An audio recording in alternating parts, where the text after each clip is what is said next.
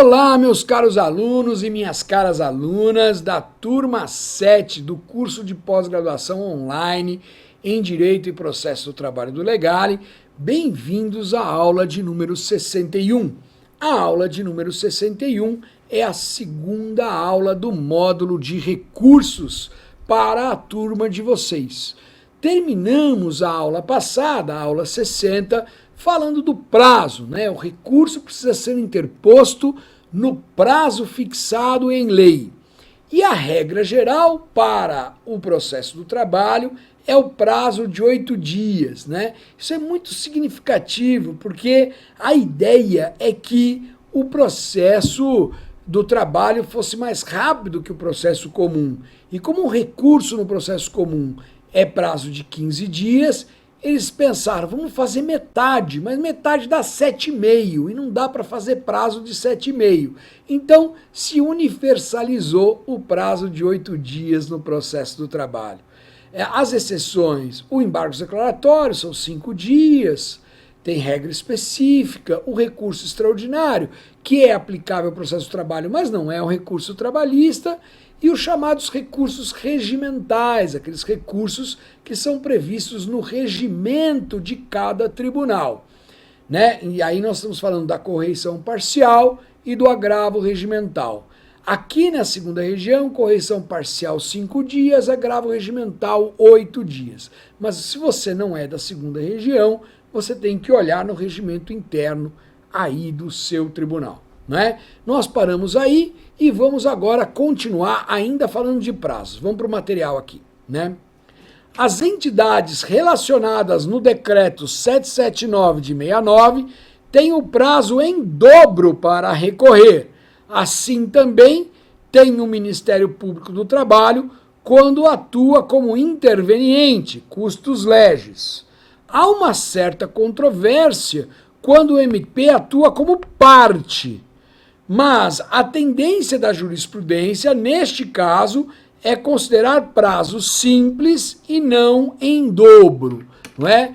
Então, muito bem, o Decreto-Lei 779 de 69, ele relaciona algumas entidades ali que têm privilégios processuais. A Fazenda Pública, por exemplo, tem o prazo em dobro para recorrer.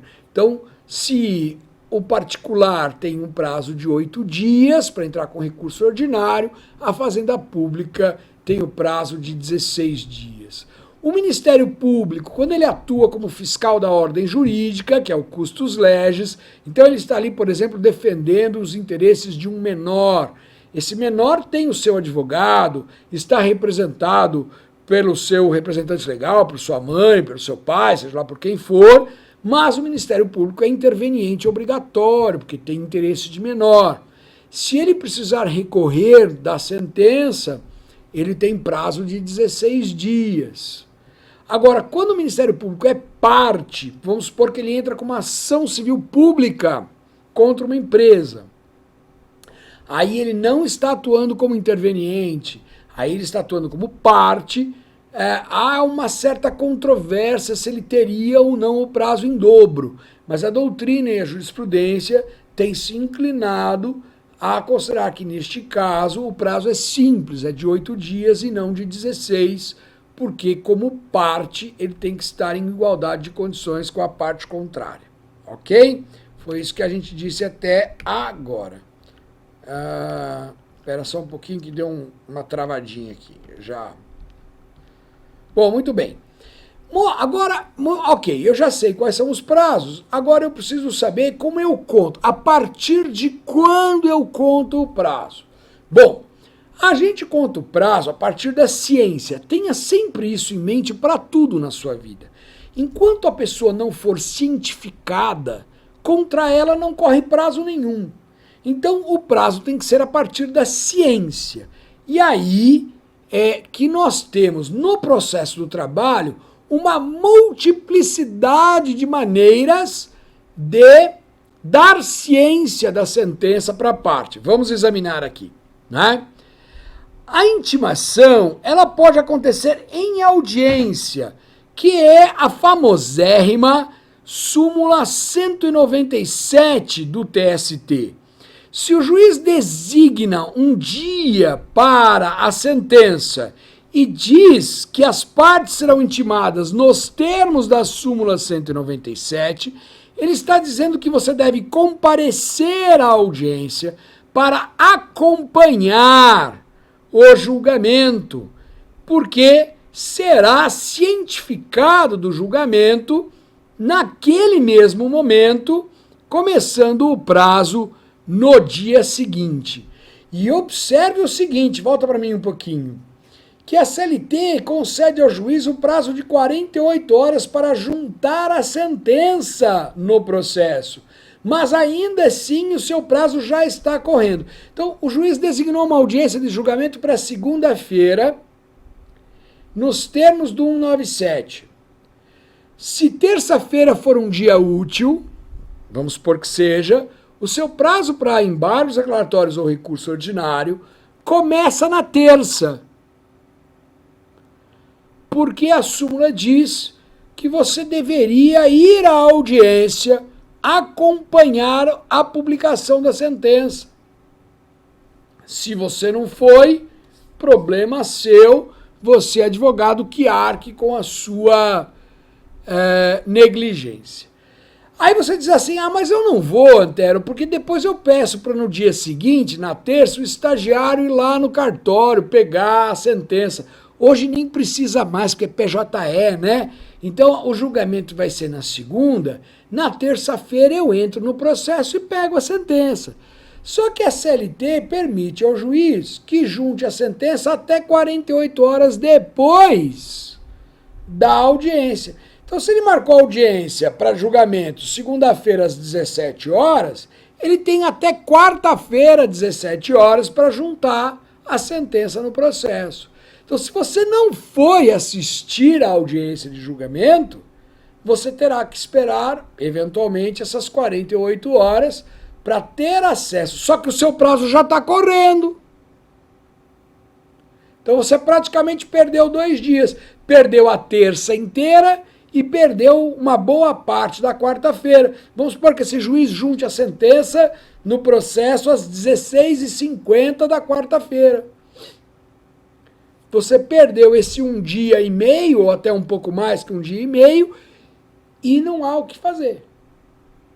Porque o juiz está autorizado a juntar a sentença até 48 horas depois. É claro que essa regra de um tempo em que as sentenças eram datilografadas, vocês podem não acreditar, gente. Quando eu entrei na justiça, em janeiro de 1993, alguns juízes faziam sentenças à mão e depois passavam para o servidor datilografar. Imagina sentenciar um processo à mão. E muitos faziam sentença à mão. E coitado do servidor depois para ler aquilo, entender o que estava escrito e datilografar, era uma loucura aquilo. É claro que essa regra de dar ao juiz 48 horas para juntar o processo ao processo o termo da sentença, é uma regra que está voltada a uma outra realidade, que não é a realidade do processo eletrônico. Mas a regra não foi alterada. A lei está lá dizendo isso. Então, realmente é muito complicado, numa sentença 197, você, advogado, não comparecer à audiência para tomar ciência da decisão sendo prolatada, porque você vai ficar sujeito aí às 48 horas do juiz para que ele junte ou não. Se ele não juntar em 48 horas, aí você pode entrar com uma petição pedindo para ser intimado, porque a sentença não foi juntada no prazo do determinado dispositivo da CLT. Mas até as 48 horas você vai ter que aguardar com o seu prazo já correndo. Imagine quando eu era advogado que o prazo para embargos declaratórios era de 48 horas. Na vara, o prazo para ED era de 48 horas e o juiz tinha 48 horas para juntar a sentença. Então a gente ficava maluco, porque se ele não juntar a sentença, eu perdi a oportunidade de embargar.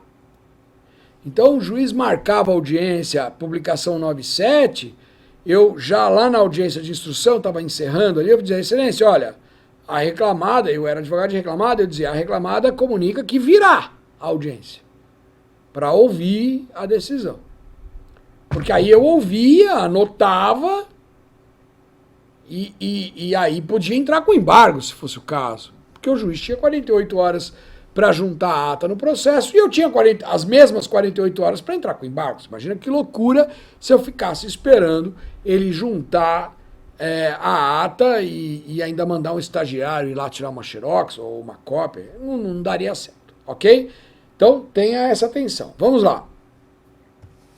A CLT ainda estabelece pela via postal, pelo correio, não é? O juiz pode intimar as partes pelo correio. Nesse caso, tem que considerar a data da intimação ocorrida 48 horas da data da postagem, não é? O que significa o seguinte, imagina, olha que coisa mais arcaica, mas vamos lá. O juiz colocou no correio a sentença na segunda, você considera a parte intimada da sentença na quarta e o prazo começa então na quinta, se quinta for um dia útil. Ok? É assim que funciona. Na minha concepção, só tem sentido para a parte que não tem advogado. A parte que está exercendo o jus postulandi, saiu a sentença, não adianta eu publicar no Diário Oficial, porque aí aí é melhor mesmo colocar no correio e mandar para a parte. Né? Agora, se a parte tem advogado, publicar a sentença pelo correio seria um negócio totalmente descabido e fora de propósito. Não é? E por fim, a última forma aqui, vamos lá. Pela publicação no DOE, né? Muitos alunos aqui acham que DOE é Diário Oficial do Estado. Lógico que não, né? A Justiça do Trabalho é federal, como é que ela vai publicar no Diário do Estado? DOE é Diário Oficial Eletrônico. E aí, nós consideramos a publicação um dia depois da disponibilização da decisão. Ok? Então, atenção que tem advogado que se trupica com isso aqui e às vezes perde o prazo para o recurso. A decisão foi disponibilizada na segunda, ela é publicada na terça e quarta-feira, se quarta for um dia útil, começa o prazo. Ok? Não é assim, ela foi disponibilizada na segunda e aí publica na quarta. Até advogado faz tanta confusão que eu nem sei como. Né? O cartorário, o juiz proferiu a decisão, juntou no processo. O cartorário entra lá e disponibiliza, no dia que ele está disponibilizando, vamos supor que seja uma segunda-feira, ele disponibiliza lá a sentença para o diário eletrônico. Você já é cientificado, ou se você procurar lá, você já consegue saber, mas não está publicado ainda, está só disponibilizado. Disponibilizou na segunda, está publicado na terça. Publicou na terça, se quarta-feira for um dia útil, começa na quarta. Tá entendido? Muito bem. Tem aqui no material, eu não vou voltar lá, não vou voltar. Ainda o seguinte, há uma previsão, mas não está valendo ainda. Que no PJE da Justiça do Trabalho, que a intimação seja feita para o advogado dentro do PJE, quer dizer, não no Diário Oficial Eletrônico, mas dentro do PJE. Aquilo vai para uma caixinha do advogado e o advogado vai ser intimado no dia que ele abrir a caixinha. Só que ele tem 10 dias para abrir essa caixinha. Se no 10º dia ele não abrir, aí considera intimado no 10º dia e o prazo começa a partir do 11º. Só que isso, embora esteja previsto, ainda não foi implementado. Então eu pus no material, porque um dia, daqui 2 anos, 3 anos, 4 anos, você pode estar aqui fazendo uma revisão desta aula com o seu material didático, e aí lá já vai estar funcionando, você vai falar, o material... o Antero não sabia disso. Não, eu sabia. Só que agora não está em funcionamento. Mas quando entrar em funcionamento, você vai precisar se organizar para abrir as suas caixinhas num prazo inferior a 10 dias. Vamos supor, né, se eu fosse advogado, eu abriria toda sexta-feira, porque aí eu estou intimado na sexta, meu prazo começa na segunda. Eu faria isso, abriria toda sexta-feira, pegaria todas as intimações que eu tenho no mesmo dia. Mas pode ser que outras pessoas digam, não, eu recebo muitas, se eu abrir só na sexta, eu vou ficar com muito prazo, é melhor abrir todo dia. Cada um que sabe de si. O fato é, hoje não está em vigor. Combinado? Muito bem. O artigo 775 da CLT e a súmula 262, inciso 1 do TST, diz que os prazos são contados assim, exclui o dia da intimação e inclui o dia do vencimento. O que significa que quando você tem ciência, seja na audiência, seja por carta, seja pelo Diário Oficial Eletrônico, o dia que você tem a ciência é excluído. Começa a contar no primeiro dia útil posterior. E aí você vai contar todos os dias úteis do prazo, 5, 8 ou 15, conforme o caso. E aí o último dia que cair, que é o dia do vencimento, é esse que você tem que entrar. Ok?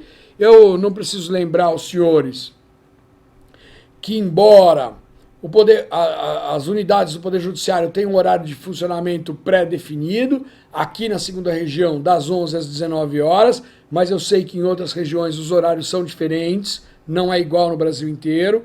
Aqui na segunda região das 11 às 19 horas, mas com o processo judicial eletrônico, a sua manifestação feita dentro do dia é considerada no prazo, né? Eu sei que muitos de vocês que são jovens, talvez não tenham ideia do que eu estou dizendo, mas quando eu era estagiário, por exemplo, às vezes eu corria, comigo mesmo nunca aconteceu, mas assim, corria, chegava no cartório para protocolar uma petição às 19h03, por exemplo, o juiz dizia intempestivo porque o expediente forense se encerrou às 19 horas.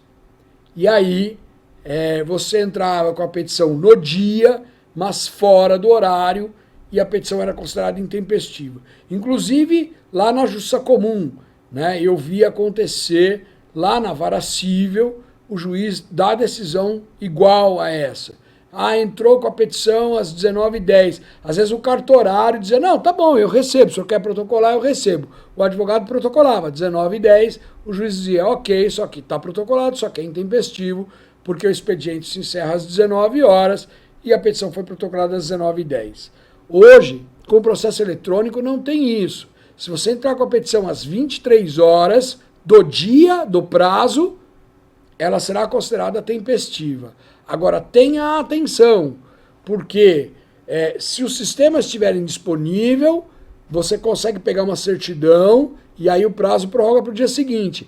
Mas se, por exemplo, a sua internet estiver lenta, o seu plano esgotou os dados, teve uma chuva e você está sem internet em casa, e você só conseguir protocolar à 00:02, aí sua petição será intempestiva porque já virou o dia. Então, assim, o que eu recomendo com veemência é não conta com isso. Claro que um dia você pode precisar e aí você fica sabendo. E 10 horas da noite o prazo era hoje. Não, pode entrar que está valendo. Mas não conta com isso, porque se você tiver algum problema, perde o prazo. Recordo uma vez, esse é caso real, em que o recurso foi protocolado 00:07 do dia seguinte ao dia do prazo fatal. E aí a relatora até queria conheceu, disse que o atraso era só de 7 minutos, e eu fui revisor, disse, não, passou. Virou 00:00 é outro dia, né? E o terceiro veio comigo e o recurso não foi conhecido por intempestivo, ok? Bom, agora a gente vai falar de preparo. O preparo na Justiça do Trabalho, ele tem dois momentos. É o pagamento das custas e o depósito recursal. Custas e depósito recursal são coisas diferentes. Custas têm natureza de taxa judiciária. Você vai recolher numa guia chamada GRU e esse valor vai para os cofres públicos da União. Não é? É a taxa que você paga para a União em virtude do serviço que a Justiça do Trabalho, que é federal, presta, que é o serviço de colocar à disposição das partes o juiz, os servidores, o prédio, a luz, o computador, etc. e tal. Custas tem natureza de taxa judiciária, é recolhida na GRU e é colocada lá num código próprio e vai lá para os cofres da União. Depósito recursal não tem natureza de taxa judiciária. Depósito recursal, para quem tiver alguma dúvida, leia a instrução normativa número 3 do TST. Depósito recursal tem natureza de garantia da execução. Não é? Não me pergunta se é certo ou errado, não importa o que eu penso, né? Para mim, esse é um sistema arcaico, antigo, da época que a Justiça do Trabalho ainda pertencia ao Poder Executivo. Talvez você não saiba, mas a Justiça do Trabalho foi criada dentro do Ministério do Trabalho, era órgão do Poder Executivo. Só na década de... Agora me deu um branco. Acho que foi na Constituição de 37 que a Justiça do Trabalho passou a pertencer ao Poder Judiciário. Então, esse negócio de depósito recursal vem daquele depósito do recurso de multa, de uma coisa que o Supremo já declarou inconstitucional para o recurso de multa, mas não declara inconstitucional para o recurso trabalhista. Para mim, devia acabar. Mas, enfim, existe, e aí você tem que entender. O que a lei diz é, você pode recorrer, mas para recorrer você tem que garantir a dívida. Garantir a dívida. Então, o depósito recursal não é feito a favor dos cofres públicos, ele é feito numa conta judicial, uma conta que está à disposição do juízo, né? Eu gosto muito de frisar esse O no final, né? Não é uma conta à disposição do juiz, é uma conta à disposição do juízo, né? E aí o juiz movimenta de acordo e nos termos da lei. Então, muito bem. E ela fica ali e a finalidade é pagar a dívida. Nós veremos depois que nem sempre isso acontece, porque existe um teto, mas isso é uma outra história. Essa é a finalidade. Duas coisas bem diferentes. Vamos falar de custas agora. Vamos lá para o material. As custas processuais no processo do trabalho, elas são sempre de 2%. Agora, a base de cálculo é que muda, né? 2% sobre o valor da causa quando for o reclamante, o autor, que tiver que pagar. E quando é que ele tem que pagar? Quando a ação for julgada improcedente, quando a ação for julgada extinta sem resolução do mérito ou quando a ação for arquivada. Ou 2% sobre o valor da condenação quando o réu, o reclamado, tiver que pagar.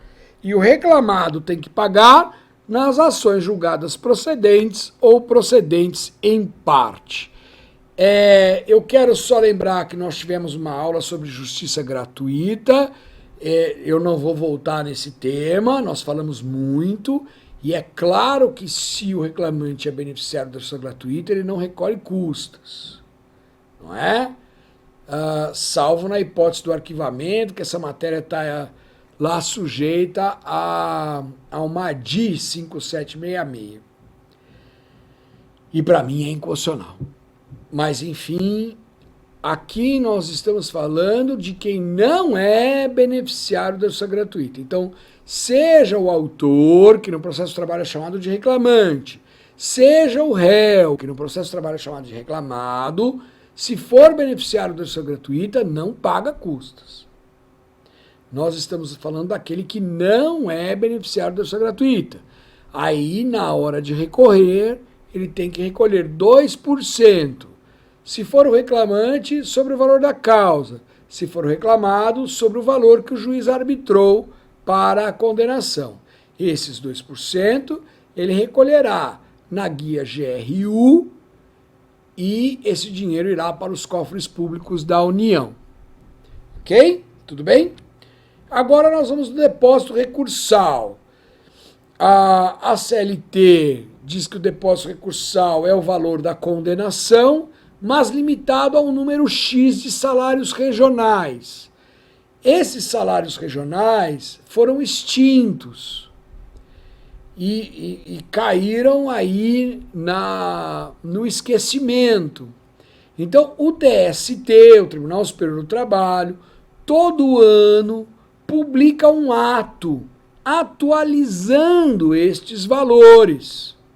Né? Quer dizer, depois que o salário regional foi extinto, ele disse, olha, 300 salários regionais valia tanto, agora vale tanto. E ele vem fazendo isso. Tradicionalmente, já há décadas, o TST publica isso em julho, mês 7, para entrar em vigor no dia 1º de agosto. E vai, então, o valor valer até 31 de julho do outro ano. Né? O que nós temos hoje, isso muda todo ano. O que nós temos hoje, nesse momento dessa aula, é esse que está aqui. Vamos olhar. É o ato 247 de 2019, a vigência 1º de agosto de 2019 a 31 de julho de 2020.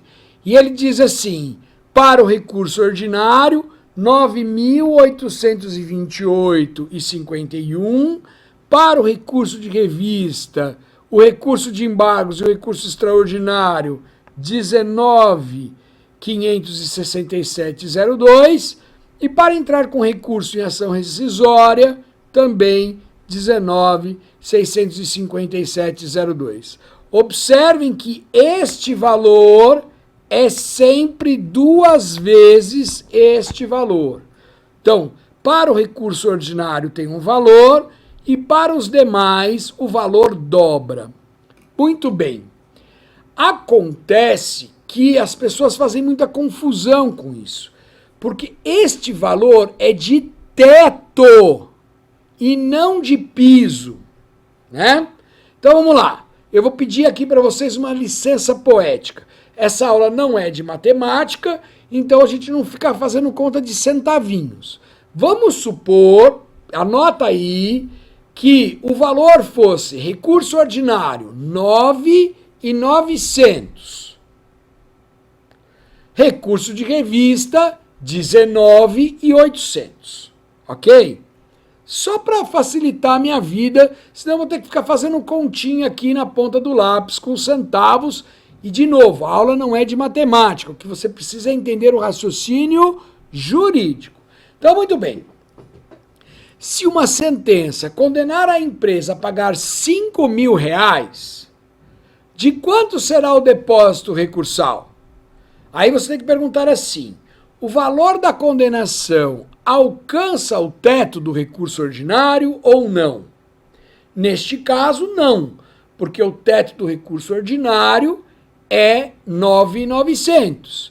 E aqui a condenação é menor, é 5. Então, qual o valor do depósito recursal? 5. Se a condenação for de 8.000, mesma coisa. 8.000 é menor que 9.900. Então, eu recolho 8. Entenderam? E se a condenação for de 10.000? Opa! 10.000 passa o teto, que é de 9.900. Então, eu vou recolher 9.900. Eu recolhi 9.900 e eu entrei com recurso ordinário. Chegou lá no tribunal, eu perdi.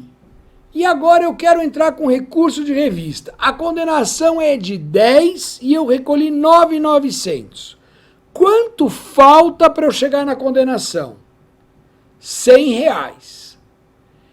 E qual é o teto do recurso de revista? R$19.800. R$100 é maior ou menor que 19.800? É menor. Então eu vou entrar com recurso de revista e vou recolher R$100.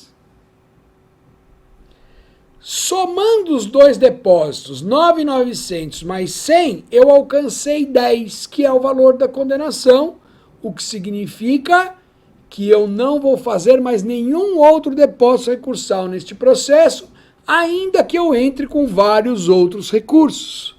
Por quê? Porque eu já alcancei o valor da condenação. Vamos pegar um exemplo diferente. Uma condenação de R$20.000. Você vai entrar com recurso ordinário e você se pergunta, R$20.000 é maior ou menor que o teto do recurso ordinário? É maior. Então eu vou ficar no teto, eu vou recolher 9.900. E você recolhe. Seu processo vai ao tribunal e você perdeu. Agora você quer entrar com recurso de revista. Quanto falta para chegar nos 20.000? 10.100. 10.100 é maior ou menor que o teto do recurso de revista? É menor, porque o teto do recurso de revista é 19.800. Então eu vou recolher 10.100. Pronto. 9.900 com 10.100 dá 20.000. Qualquer outro recurso que eu entrar nesse processo, eu não farei depósito recursal. Por quê? Porque eu já alcancei os 20.000. Ok? Último exemplo. Uma condenação de R$100.000. Você se pergunta, vou entrar com recurso ordinário. R$100.000 é maior ou menor que o teto 9.900? É maior. Então eu fico no teto, 9.900. Meu processo foi para o TRT. Perdi no TRT. Agora eu quero entrar com recurso de revista. Quanto falta para chegar na condenação? Falta R$90.100. R$90.100 é maior ou menor que o teto de 19.800 do recurso de revista? É maior. Então eu vou entrar com recurso de revista, vou recolher 19.800. Chegou na turma do TST, eu perdi de novo. Aí eu quero entrar com embargos para SDI. Embargos para SDI. Quanto falta? Eu já recolhi 19.800 mais 9.900. Então eu já recolhi quanto? 28, 29.700. Quanto falta para chegar em 100? 70.300.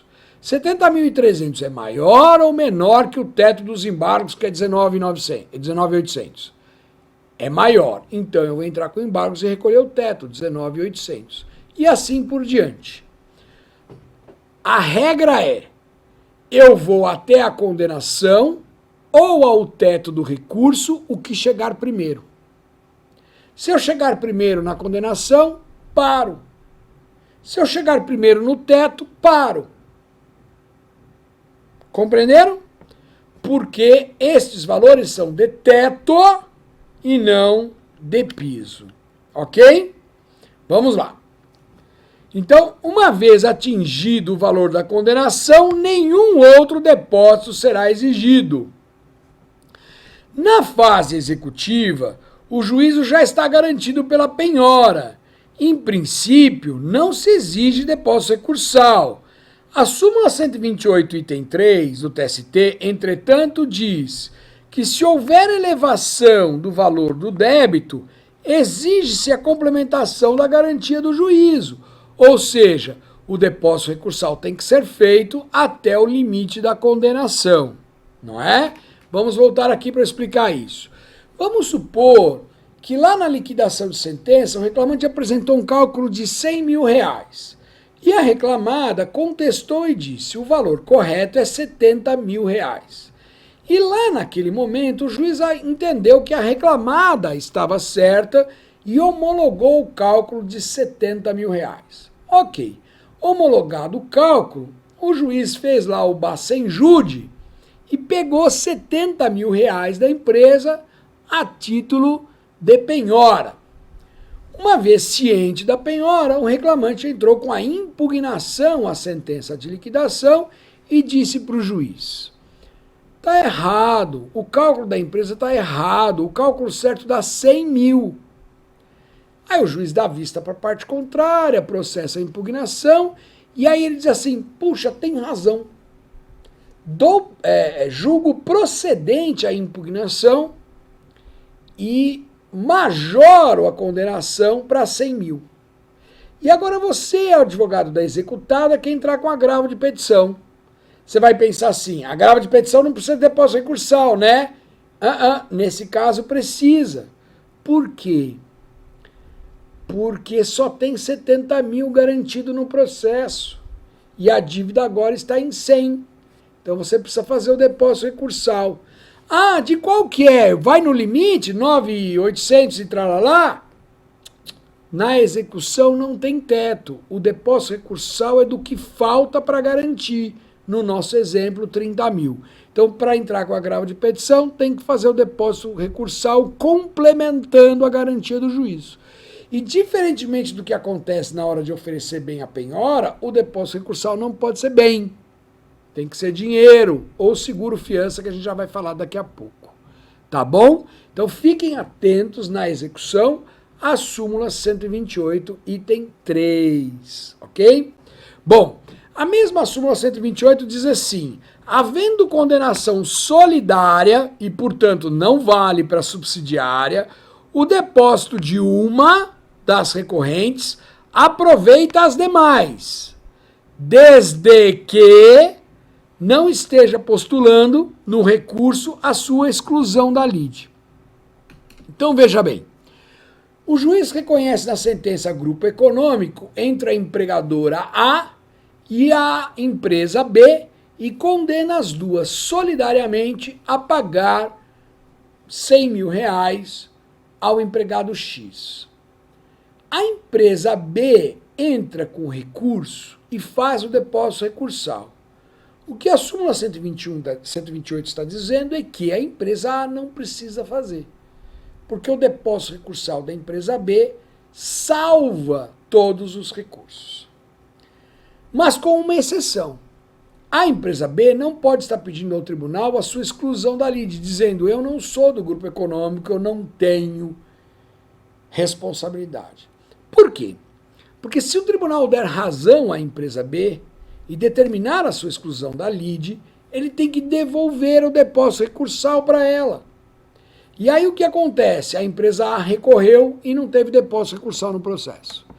Então, se a empresa B estiver pedindo a sua exclusão da lide, a empresa A tem que fazer depósito recursal também. Agora, se a empresa B estiver recorrendo de outras coisas, mas não estiver pedindo a sua exclusão da lide, o depósito desta salva o recurso de todas as outras. Mas isso só nas condenações solidárias. Não vale para o tomador de serviço, que a condenação é subsidiária. Quando o tomador de serviço recorre e faz o depósito recursal, o empregador tem que fazer o depósito recursal do seu recurso, independentemente do tomador estar ou não pedindo a sua exclusão da lide. Combinado? Muito bem. Vamos continuar aqui na questão do depósito recursal. A reforma trabalhista, a essa altura vocês já sabem, quando a gente encontra este quadradinho, redação anterior e nova redação, nós estamos falando de reforma trabalhista. Nós estamos falando da Lei 13.467 de 2017, não é? Então, o artigo 899, na redação anterior, dizia: os recursos serão interpostos por simples petição, terão efeitos meramente devolutivos, salvo as exceções previstas nesse título, permitida a execução provisória até a penhora. Com a reforma trabalhista, idem, isso não mudou. O parágrafo 4º dizia que o depósito recursal seria feito na conta vinculada do FGTS. Isso caiu. Agora, na nova, o depósito recursal será feito em conta vinculada ao juízo e corrigido pelos mesmos índices da poupança. O parágrafo 5º dizia: se o empregado não tiver conta vinculada no FGTS, tem que abrir uma. Isso caiu, porque agora não é mais no FGTS, é na conta à disposição do juízo, na conta judicial, ok? Então, o depósito recursal feito na conta do juízo, fim do depósito na conta do FGTS, é à disposição do juízo, o que é muito mais racional. E eu achei ok essa autorização. Aqui em São Paulo, eu fui informado, não é, que o advogado consegue até emitir a guia do seu próprio escritório, não é? Emite a guia de depósito, já faz de pronto, não precisa ir no banco, o negócio é bacana. Bom, mas a reforma trouxe outras novidades a respeito do depósito recursal. Vamos ver, olha só, né? Então, redação anterior, inexistente, não existia, né? O valor do depósito recursal será reduzido pela metade para as entidades sem fins lucrativos, empregadores domésticos, microempreendedores individuais, microempresas e empresas de pequeno porte. Então, esses aqui pagam metade e são isentos de depósito recursal os beneficiários da justiça gratuita, as entidades filantrópicas e as empresas em recuperação judicial. Então, estes aqui não pagam nada. Esses pagam metade e aqueles não pagam nada. É claro que nós teremos situações em que a pessoa poderá se enquadrar nos dois. Imagine um empregador doméstico que é beneficiário da justiça gratuita, não é? É claro que quando a gente fala de reforma trabalhista, nós não podemos falar nada muito afirmativamente, porque a reforma tem pouco mais de 2 anos e a jurisprudência ainda está se consolidando, mas a lógica diz que se a pessoa se enquadrar nas duas posições, ela vai usufruir da posição que lhe for mais favorável. O empregador doméstico, que teria que recolher pela metade, mas é beneficiário da justiça gratuita, como beneficiário da justiça gratuita, ele não recolhe nada. Uma entidade sem fins lucrativos, que seja também uma entidade filantrópica, a entidade sem fins lucrativos recolhe pela metade, mas a filantrópica não recolhe nada, então ela não recolhe nada, não é? Um microempreendedor recolhe pela metade, mas se eles tiverem recuperação judicial, não recolhe nada. Essa é a lógica. Pode ser que daqui 3, 4, 5 anos o TST baixe uma OJ, uma súmula, falando em contrário. Mas a lógica é essa. A mens legis, a finalidade desta norma jurídica é viabilizar o recurso àqueles que têm poucos recursos financeiros.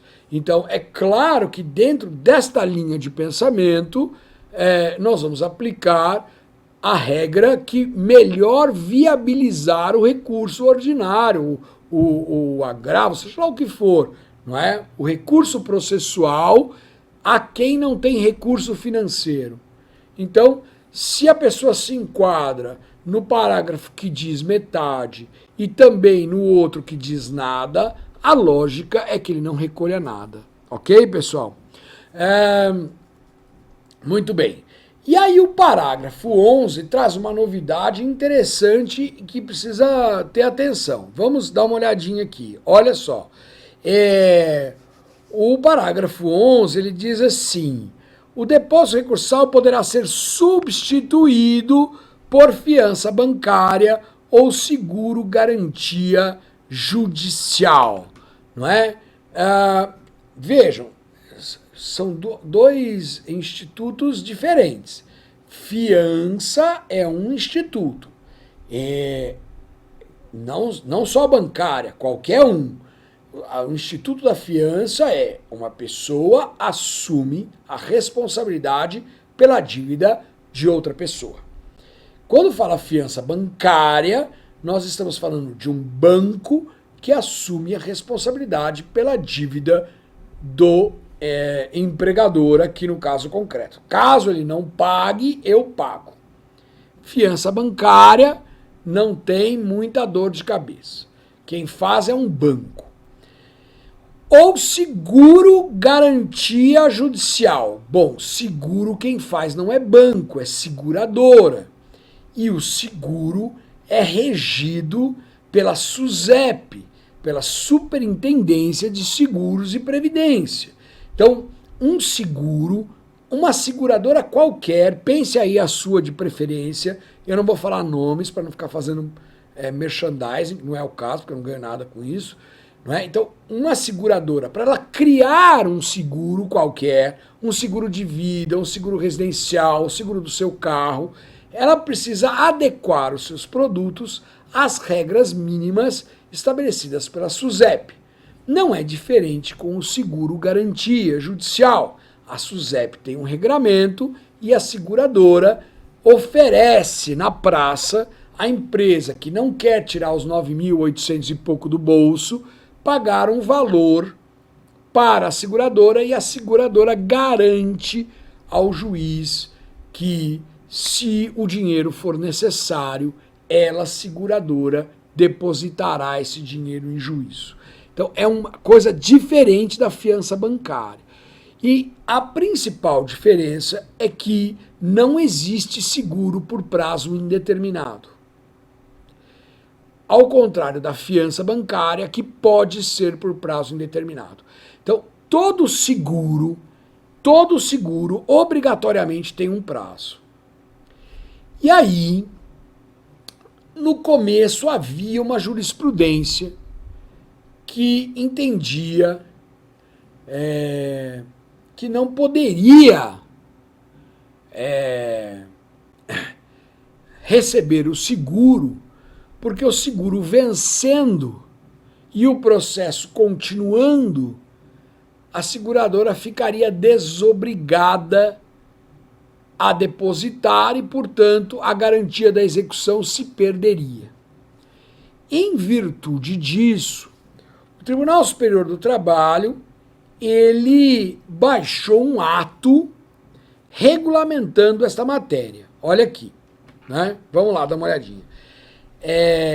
Então, esta é uma nova figura e é regulamentada pelo ato conjunto TST-CSJT, Corregedoria Geral da Justiça do Trabalho, número 1 de 2019, que também aplica a fiança bancária para garantir a execução no lugar da penhora. Então, tem que ser apresentado por seguradora idônea e autorizada a funcionar no Brasil e vários requisitos, dentre os quais eu não pus todos, gente, são muitos requisitos que devem ser observados. Então aqui, ó, tanto para o advogado da empresa que vai pedir para a empresa trazer um seguro, garantia judicial para entrar com seu recurso ordinário, recurso de revista, tanto para o advogado do trabalhador, que vai fazer as contrarrazões e vai dizer se aquele preparo está válido ou não, é preciso estudar esse ato com muita atenção, porque ele tem muitas minúcias e muitas exigências. Eu pus virando a página as principais, que nós vamos analisar daqui a pouquinho, depois do intervalo. São 10 minutinhos de intervalo, eu espero você daqui a pouco. Até já!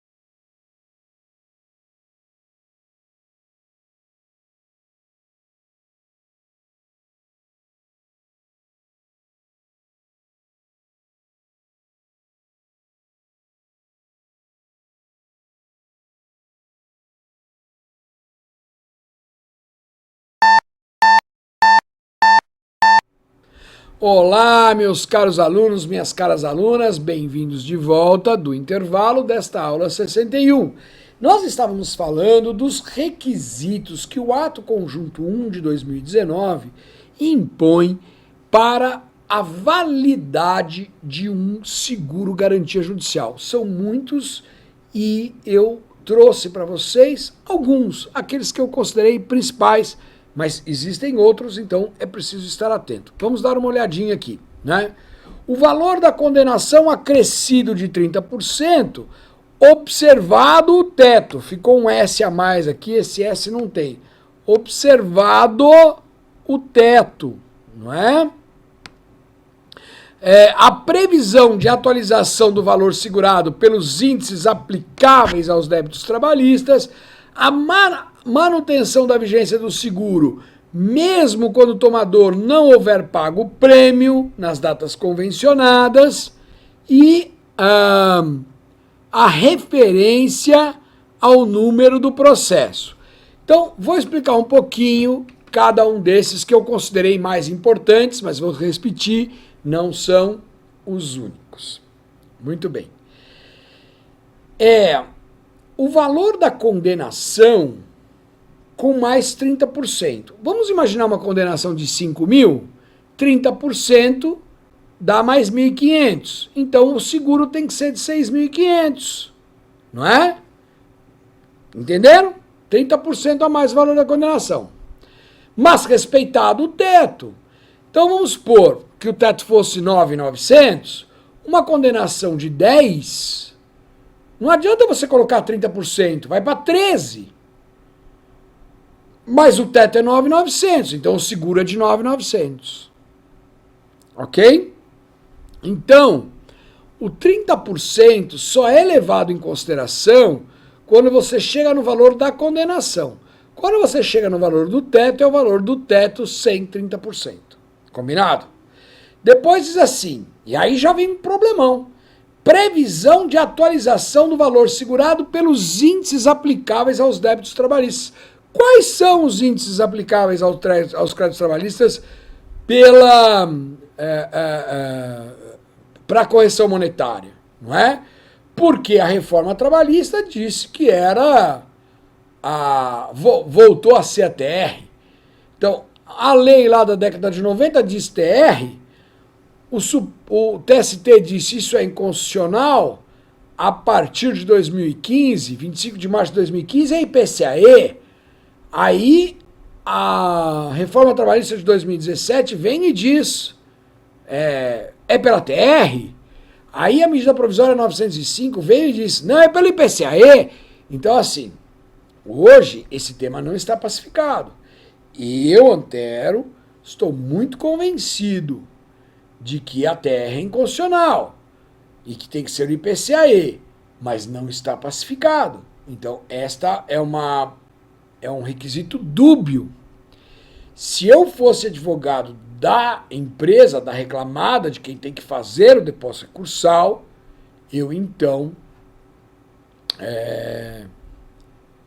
como é que se diz? Eu faria com a previsão de correção pelo IPCAE, para não correr o risco do meu recurso ordinário ou recurso de revista, ou seja, de qual for, não ser conhecido porque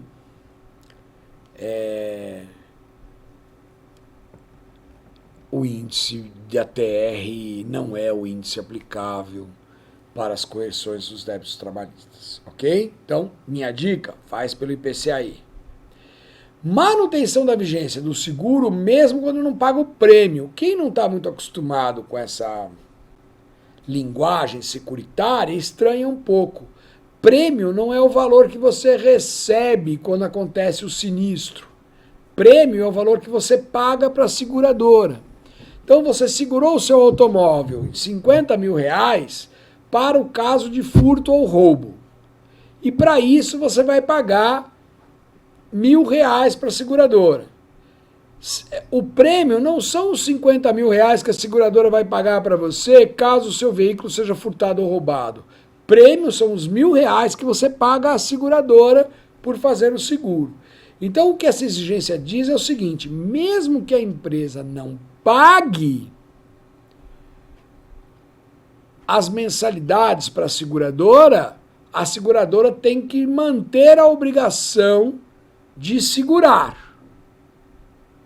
Ela que vai cobrar da empresa essas mensalidades por outros meios, mas ela não pode cancelar o seguro. Porque senão era lindo, né? Eu, empresa, fazia um seguro garantia judicial de R$ 9.900 para pagar em 10 parcelas de 100. A empresa emite a apólice. Eu pago a primeira, ela emite a apólice. Eu não pago a segunda, ela cancela a apólice. E aí eu recorri, pagando R$ 100, e o seguro que acompanhou o meu recurso não vale mais, porque a seguradora cancelou a apólice. Então, a seguradora tem que escrever na apólice que ela garante o pagamento do seguro, mesmo que a empresa contratante, eu falo empresa, mas nem sempre o empregador é empresa, né? Mesmo que o empregador que a contratou não pague o prêmio combinado. E a última que eu destaquei, tem várias, mas a última que eu destaquei que eu acho importante é o número do processo. Porque senão o empregador podia ter, 100 recursos ordinários para fazer, ele fazia uma apólice no valor do teto, 9.900, e juntava essa apólice nos 100 recursos ordinários. E é claro que ele fazendo uma apólice de 9.900, a seguradora vai garantir 9.900 mais correção monetária. Não vai garantir 100 vezes 9.900, o que significa que em 99 processos ele recorreu sem garantia nenhuma. Razão pela qual é preciso que conste na apólice que aquele seguro é feito para aquele processo número tal, né? A fim de evitar eventuais fraudes. Ok, gente? Então, eu trouxe ainda outros dispositivos deste ato conjunto que eu acho importantíssimos que se tenha conhecimento. Eu vou passar assim bem por cima, porque é texto normativo. São os artigos do ato baixado pelo TST. E, portanto, basta que o meu caro aluno aí jogue na internet, pegue lá no site do TST o ato e leia e verá que é isso mesmo. É só para a gente ter uma ideia. Então, assim, uma análise bem rasa, é só para dar notícia para vocês que isso existe. Olha lá. Fica caracterizada a ocorrência do sinistro, gerando a obrigação de pagamento da indenização pela seguradora.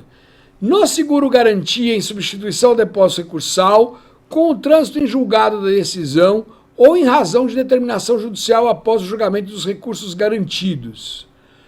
Com o não cumprimento da obrigação de, até 60 dias antes do fim da vigência da apólice, comprovar a renovação do seguro ou apresentar nova garantia suficiente e idônea. E a comprovação da renovação da apólice constitui incumbência do recorrente ou do executado. No nosso curso agora, que é de recursos, só interessa a primeira parte, né? Do recorrente, sendo desnecessária sua intimação para a correspondente regularização. E o artigo 11, configurado o sinistro, o magistrado que estiver na direção do processo determinará à seguradora o pagamento da dívida executada, devidamente atualizada no prazo de 15 dias, sob pena de contra ela prosseguir a execução nos próprios autos, sem prejuízo de eventuais sanções administrativas ou penais pelo descumprimento da ordem judicial. Então, o que significa isso? Todo seguro tem prazo? É. Mas quem faz um seguro por prazo determinado tem que renovar esse seguro até 60 dias antes do vencimento. E tem que juntar isso no processo, independentemente de ordem judicial. Se, passado esse prazo, quer dizer, nós estamos a menos de 60 dias do vencimento, ele não renovou e não comprovou no processo, o juiz pode considerar caracterizado o sinistro e mandar a seguradora depositar. E Se a seguradora não depositar, o juiz pode, nos mesmos autos, executar a própria seguradora pelo valor garantido, acrescido de correção monetária e ainda aplicar outras sanções administrativas e processuais cabíveis, não é? Nós estudamos... não estudamos, não. Às vezes, quando eu dou aula de exibição de documentos por terceiros, eu trato das medidas previstas no processo civil para que o terceiro, que não é parte no processo, seja cominado pecuniariamente pelo descumprimento da ordem judicial. Tem previsão legal para isso, e aqui é isso que o TST se refere. Se não cumprir, então eu vou, além de executar o valor corrigido, eu posso aplicar sanções processuais pelo descumprimento da ordem, fixar as trintes, fixar litigância de má-fé, multa e etc. e tal. Ok? É disso que a gente está falando. Combinado? Vamos continuar aqui. O recolhimento e comprovação. Né? A CLT diz: as custas serão pagas pelo vencido após o trânsito em julgado. No caso de recurso, que é o que a gente está estudando, as custas serão pagas e comprovado o recolhimento dentro do prazo recursal. Né? E o depósito recursal, aqui é uma súmula, diz que ele deve ser feito e comprovado no prazo alusivo ao recurso e a interposição antecipada não prejudica a dilação legal. O que significa que a lei para as custas e a jurisprudência para o depósito recursal dizem que a parte tem que comprovar o preparo dentro do prazo do recurso e não junto com o recurso.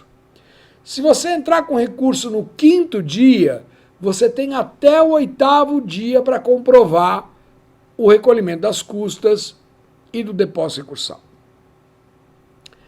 Mas eu recomendo a você que veementemente não faça isso.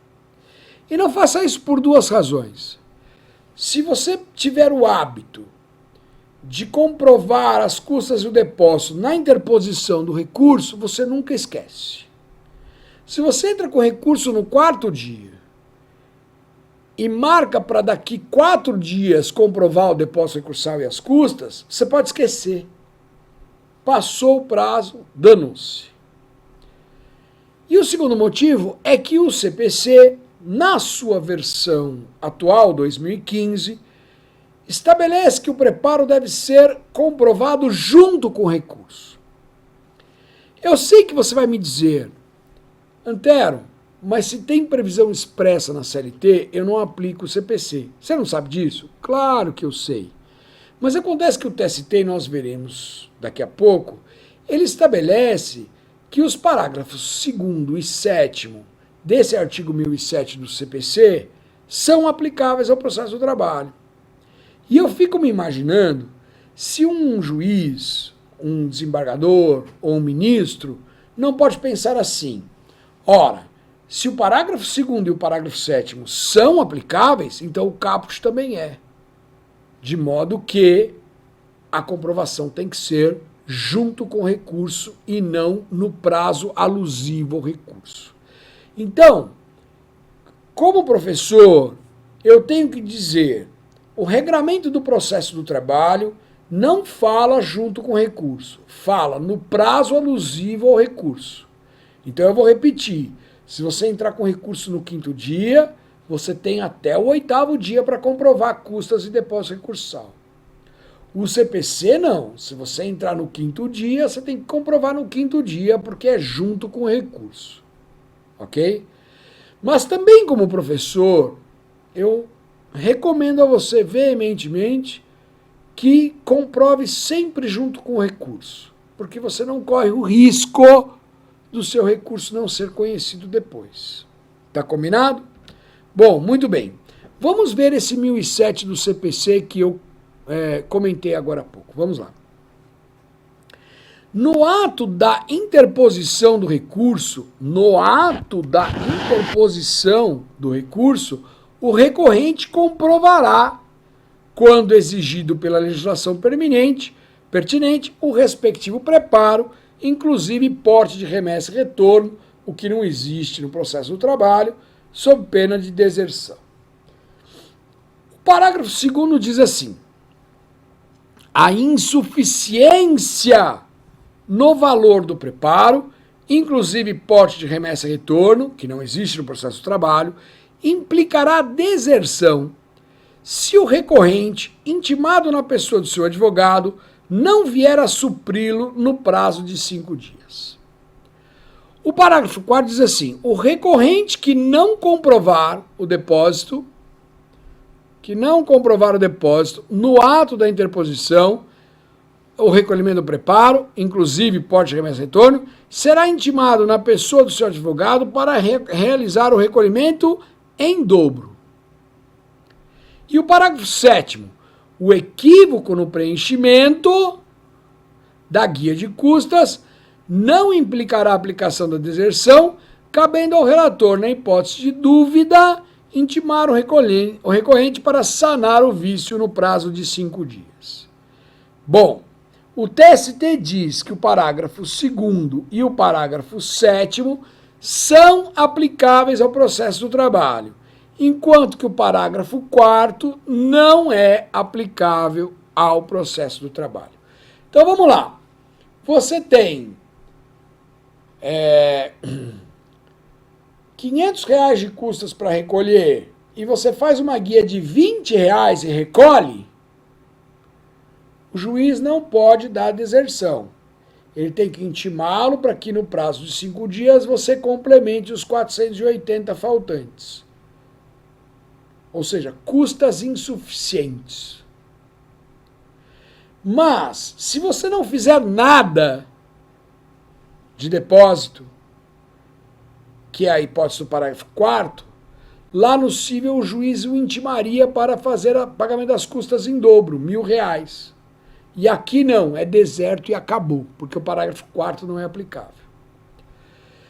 Se você fez o recolhimento, agora parágrafo 7º, mas a guia está com algum problema formal que não permite ao relator verificar se o recolhimento foi mesmo feito ou não, o relator também tem que dar 5 dias para que o advogado traga a guia e demonstre que fez o pagamento certinho.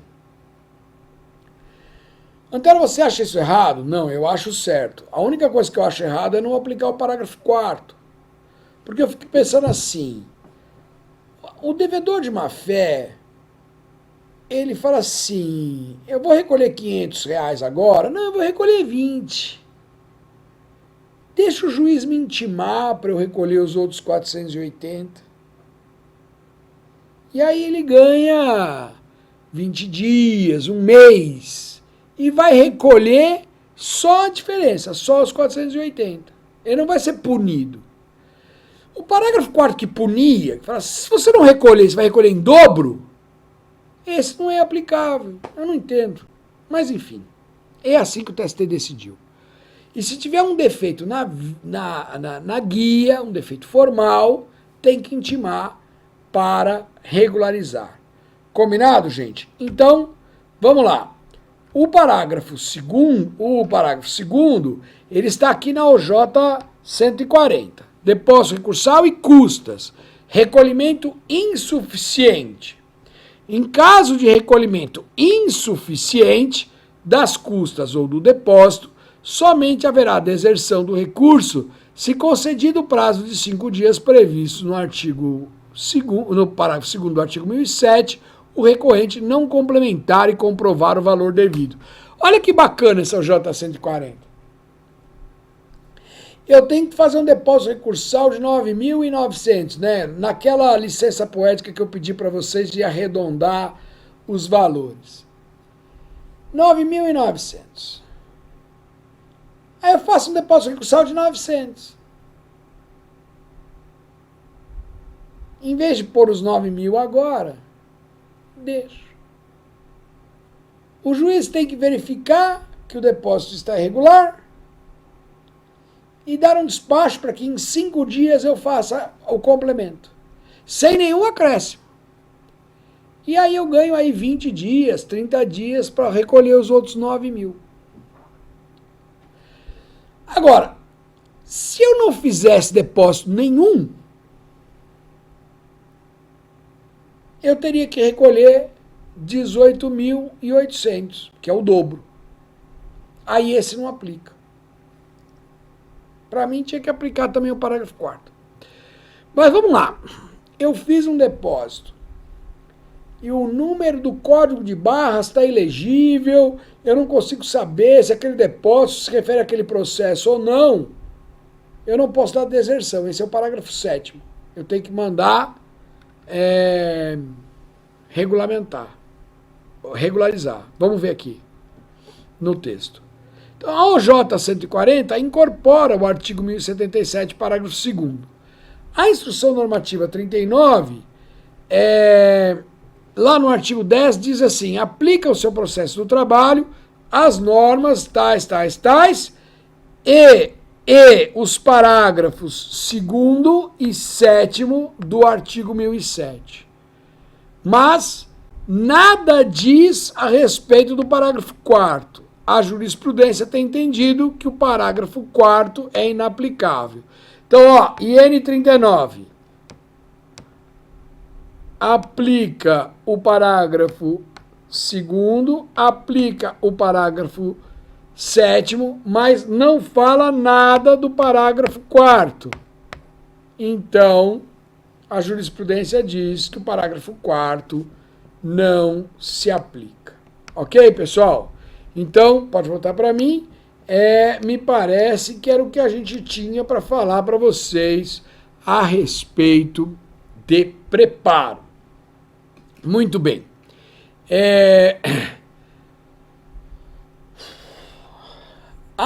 Só para terminar, há alguma discussão, não é, a respeito da necessidade do trabalhador efetuar o depósito recursal. Ao longo do trabalhador não beneficiário da justiça gratuita, porque nós já estudamos que o beneficiário da justiça gratuita, parágrafo 10, não tem que fazer depósito recursal. Mas eu estou falando do trabalhador que não é beneficiário da justiça gratuita. Tradicionalmente, a jurisprudência sempre diz que o trabalhador não tem que fazer depósito recursal. Porque a finalidade do depósito recursal é garantir a execução e o trabalhador é o credor na execução, ele não precisa garantir o seu próprio crédito.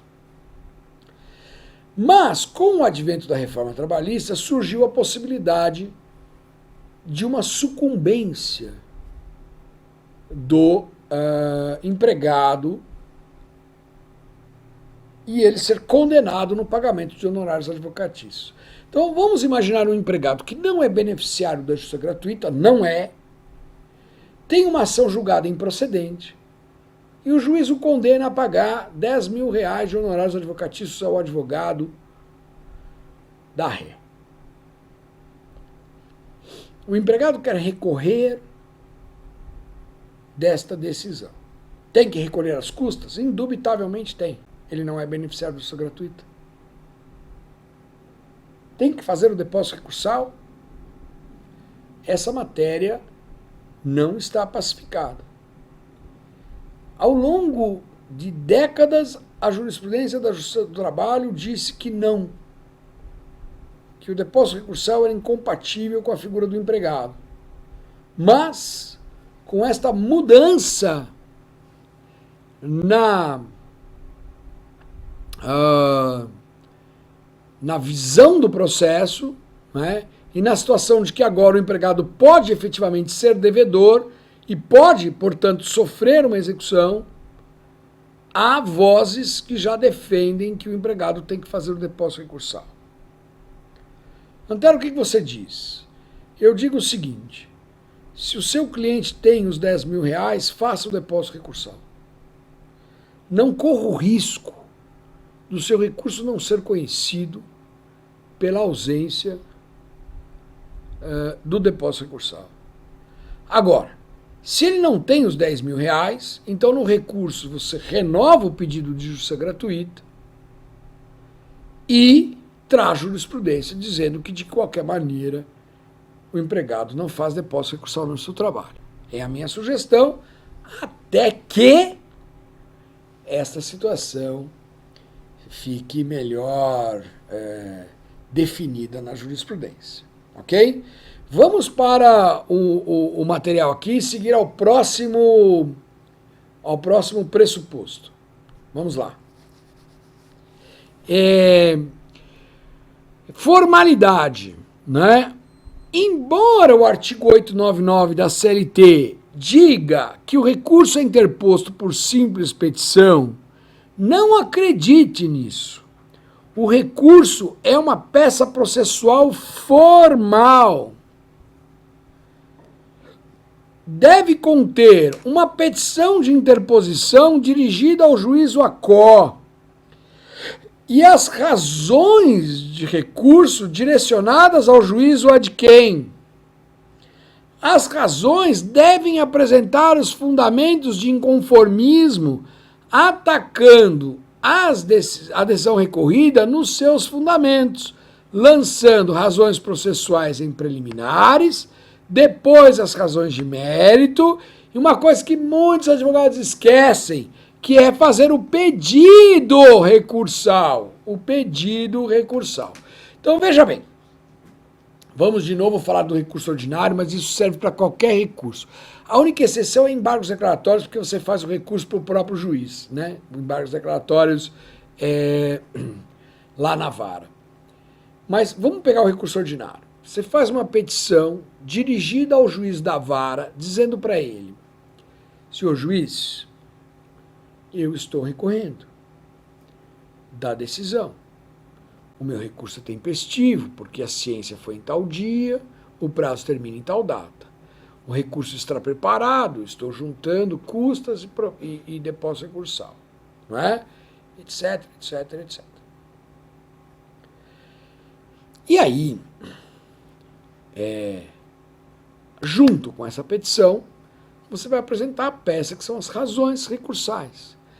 Estas razões recursais você vai dirigir ao tribunal ad quem? No caso, o Tribunal Regional do Trabalho. Então, né? Egrégio tribunal, colém da turma, merece reforma, respeitável sentença de primeiro grau, pelas razões. Aí cada advogado tem o seu estilo, eu não vou ficar aqui ensinando estilo de redação. Pelas seguintes razões. E aí vem. Se você tem alguma matéria de natureza processual, a sentença é nula, houve cerceamento de defesa, a parte é ilegítima, acho que o seu trabalho é incompetente, matéria processual, preliminarmente. Se a sua matéria não é processual, é do mérito mesmo, né? Ele não era empregado, não provou horas extras, a justa causa está demonstrada, aí mérito. Ok? Quando você terminar aquilo que você tiver que fazer, você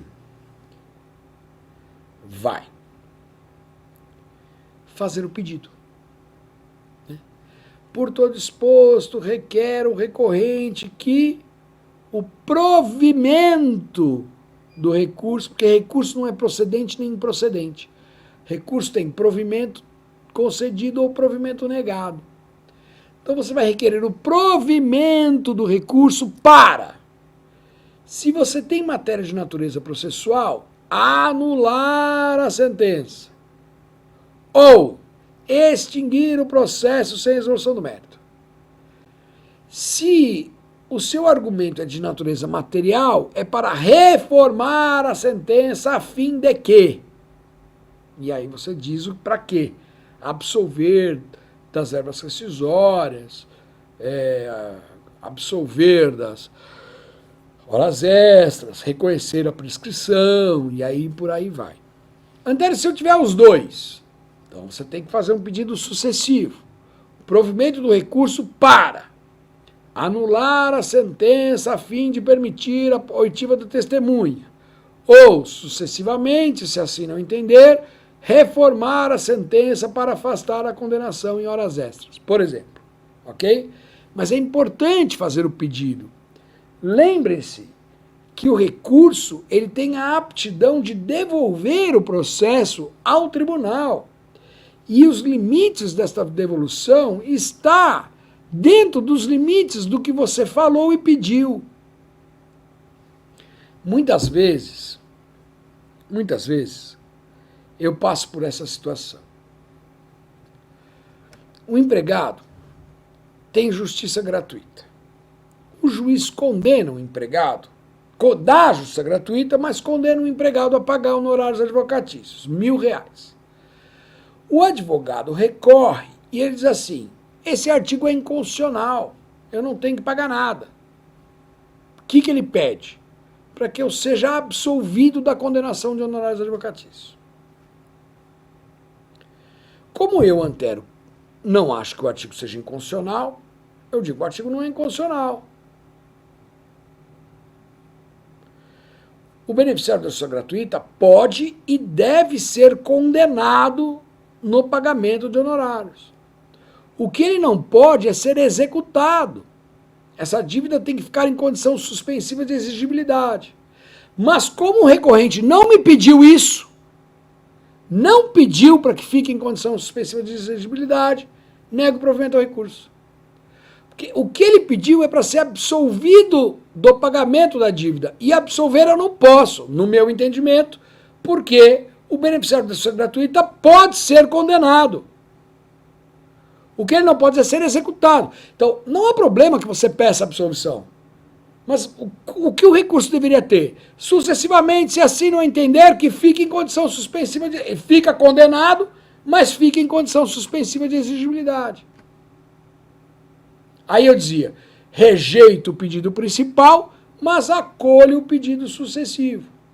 Então, provimento parcial para, mantendo a condenação nos honorários, declarar que a dívida está em condição suspensiva de exigibilidade. Muito bem.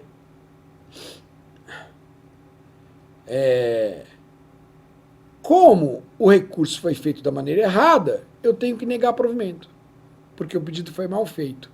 E foi mal feito porque o advogado não observou esta formalidade na estruturação do recurso. Então, eu vou repetir o que eu disse lá no começo da primeira aula desse módulo, lá no começo da aula 60.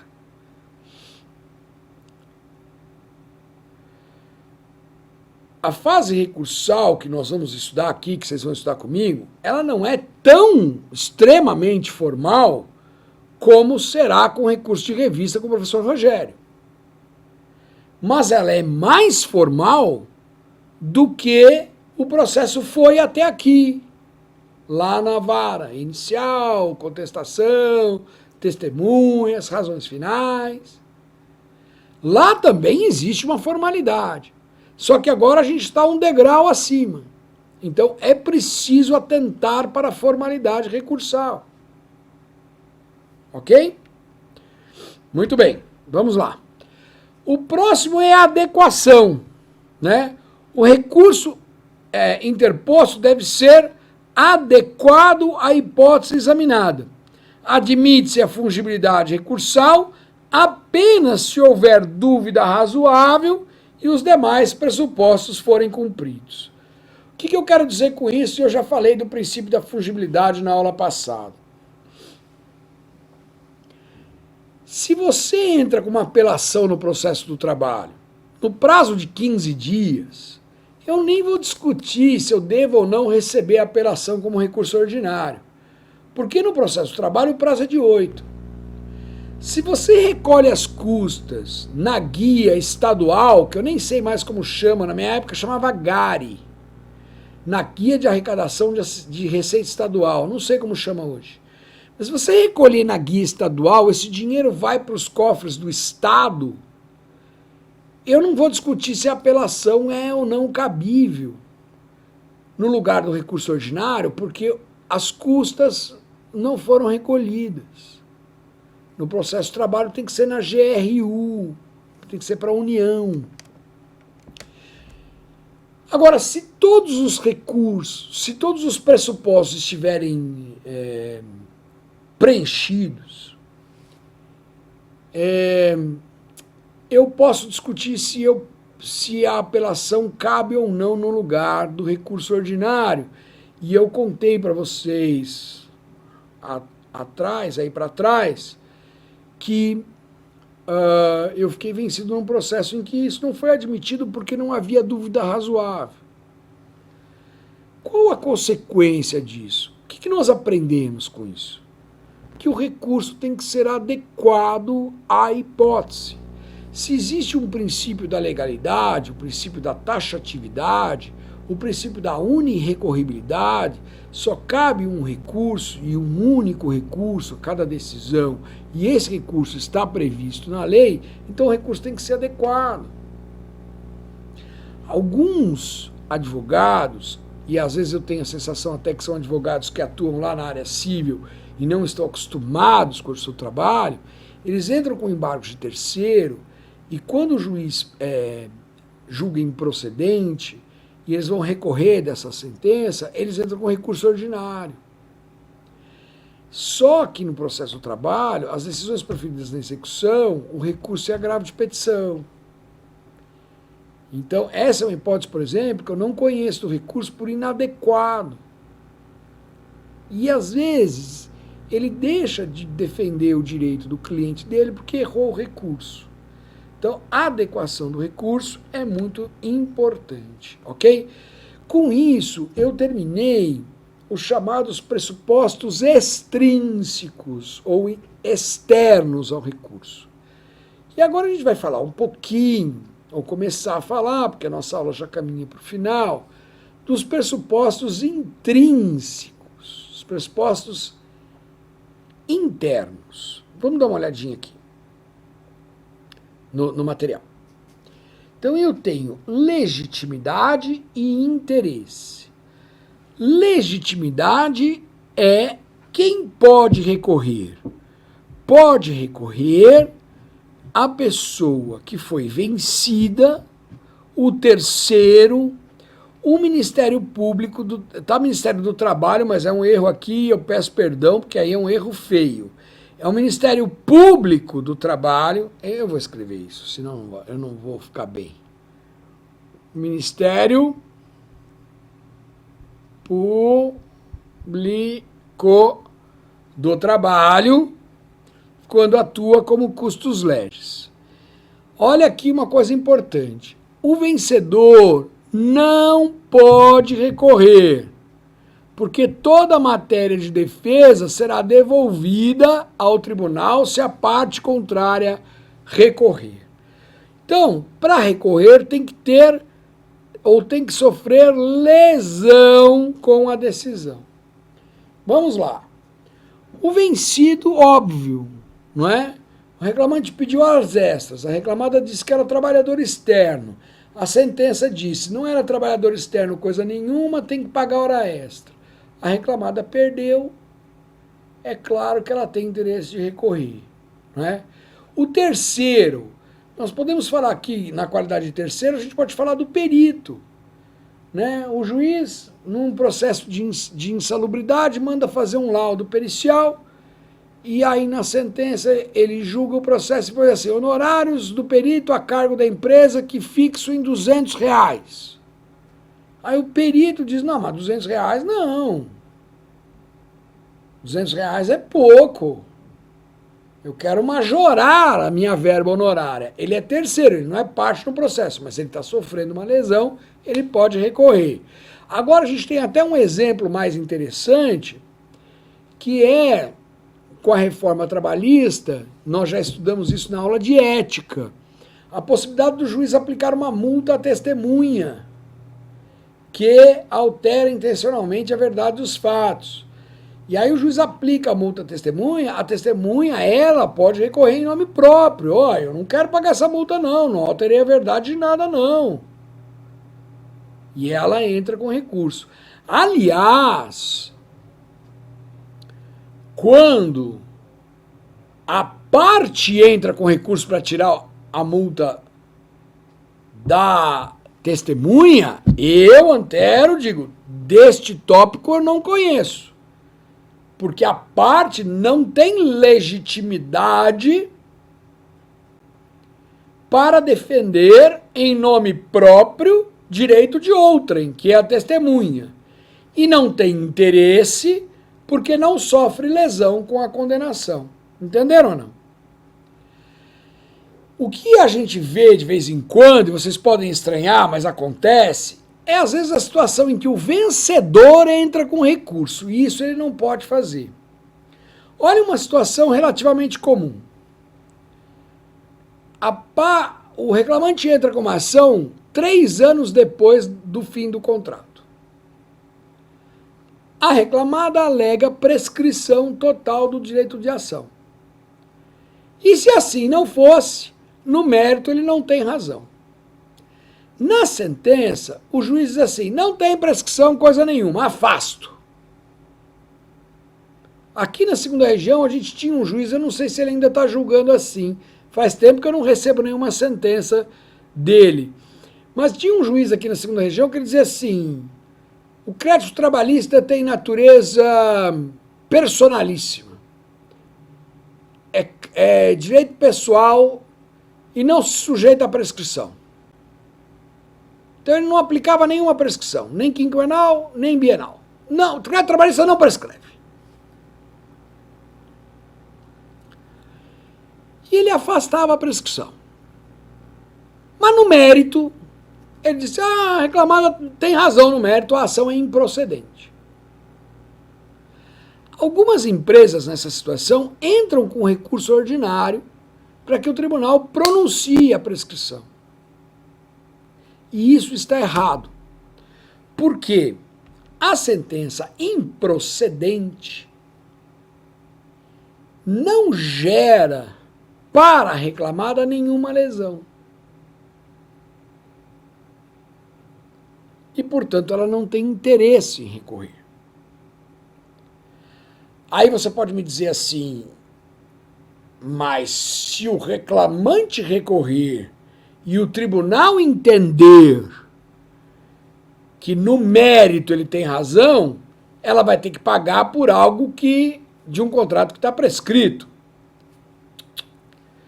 Porque a súmula 393, que nós já estudamos aqui, quando a gente falou de efeito devolutivo em profundidade, diz que o recurso ordinário devolve toda a matéria de defesa, ainda que não conste de contrarrazões. Ou seja, se o reclamante recorresse dessa sentença, a reclamada poderia, em contrarrazões, falar assim, olha, tem a prescrição lá. Mas a súmula disse, mesmo que ela esquecesse de falar, tendo arguído na defesa, o tribunal recebe essa devolução e ele poderia dizer, olha, ao contrário do que pensa o emeritíssimo juiz de primeiro grau, eu entendo aqui que o crédito trabalhista se sujeita à prescrição e como já passou mais de 2 anos do término do contrato, eu pronuncio a prescrição. Se a outra parte não recorrer, vai transitar em julgado a improcedência e a empresa não vai ficar com nenhuma lesão. E se a outra parte recorrer, a prescrição está devolvida automaticamente, mesmo que ela não coloque em contrarrazões. Ou seja, ela não tem por que entrar com recurso. E isso que é importante. O vencedor não tem razão, não tem motivo para entrar com recurso. Ok? Não tem legitimidade. Faltam alguns poucos minutinhos para que a gente termine a aula de número 61. E o meu próximo tema agora é mandato. É um tema que interessa muito aos senhores advogados, é inexistência de mandato, irregularidade de mandato. Eu acredito que eu precisaria gastar um pouco mais do que estes 5 minutinhos que estão faltando. E aí eu vou fazer o seguinte, eu vou pedir licença a vocês para terminar a aula um pouquinho mais cedo, para que eu não tenha que quebrar esse assunto tão importante no meio, que é a existência de mandato ou o defeito no mandato e as consequências do recurso interposto por um advogado sem procuração ou por advogado com procuração defeituosa, ok? Então vamos encerrar por aqui a aula de número 61. Na próxima aula eu começo tratando desse assunto que, na minha visão, é importantíssimo, ok? Então eu espero vocês na aula 62. Até lá!